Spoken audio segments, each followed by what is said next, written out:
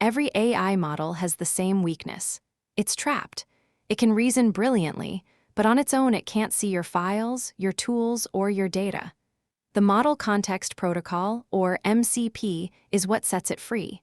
In this guide, we'll break down exactly how an MCP server works from the ground up, and then watch one connect Claude to GitHub, step by step. Let's begin. Before MCP, connecting AI to the outside world was a nightmare. Say you have 3 AI apps and 10 tools you want them to use: GitHub, Slack, your database, and so on. Without a standard, every app needs a custom integration for every tool. 3 apps times 10 tools is 30 separate connectors to build and maintain.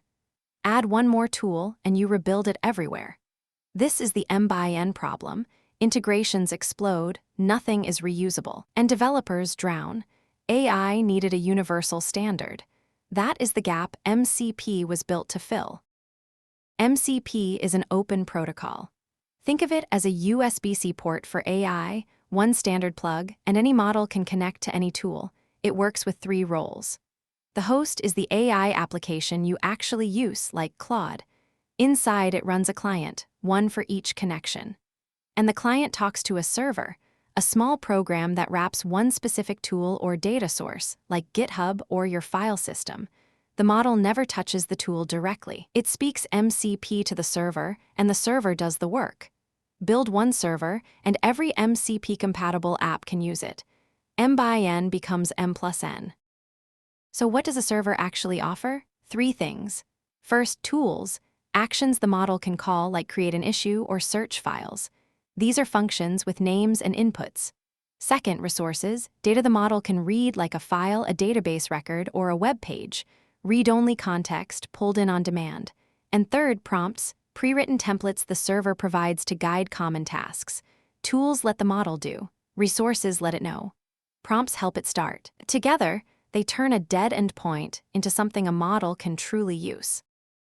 Now, how do they actually talk? It's a clean lifecycle. Step 1, initialize. The client and server shake hands and agree on a version. Step 2, discovery. The client asks, "What can you do?" and the server lists its tools and resources. Step 3, the model decides to use one and the client sends a tool call, the name plus arguments. Step 4, the server runs it and returns a structured result. The model reads that result and continues. Every exchange is just structured messages, back and forth. No magic, just a well-defined conversation. Let's watch it work with the GitHub MCP server. You ask Claude, "Find the open bug in my repo and fix it." 1. Claude calls list issues. The server hits GitHub's API and returns the open issues. 2. It reads the bug report as a resource. 3. It calls get file contents to pull the broken code. 4. It writes a fix and calls create pull request with the patch. Seconds later, a real pull request appears on GitHub, opened by the model, through the server. Claude never touched GitHub directly. It spoke MCP, and the server translated every step into real GitHub actions. Where do these servers run? 2 ways. Local servers run on your own machine and talk to the host over a direct channel called Standard I/O. Fast, private, perfect for your files or local tools. Remote servers run in the cloud, reached over HTTP, so a whole team can share one. Remote servers add authentication, usually OAuth, so the model only gets the access you explicitly approve. In 2026, remote MCP is where it's heading.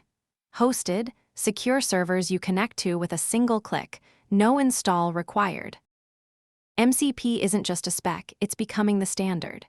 There are now public registries and marketplaces with thousands of ready-made servers. GitHub, Slack, Notion, databases, browsers, you name it. Major AI platforms have adopted it, so the same server works across Claude and a growing list of others. That is the real power. Build a server once, and it plugs into the entire ecosystem. The network effect is the whole point, and it's compounding fast. That's the MCP server, end-to-end. A universal protocol, 3 roles, 3 primitives, and a simple handshake that lets any model use any tool. The easiest way to start? Connect one ready-made server inside your AI app and watch it gain a brand new power. If this made it click, subscribe. Next, we go deeper into the agents that use these tools to work on their own. Stay curious.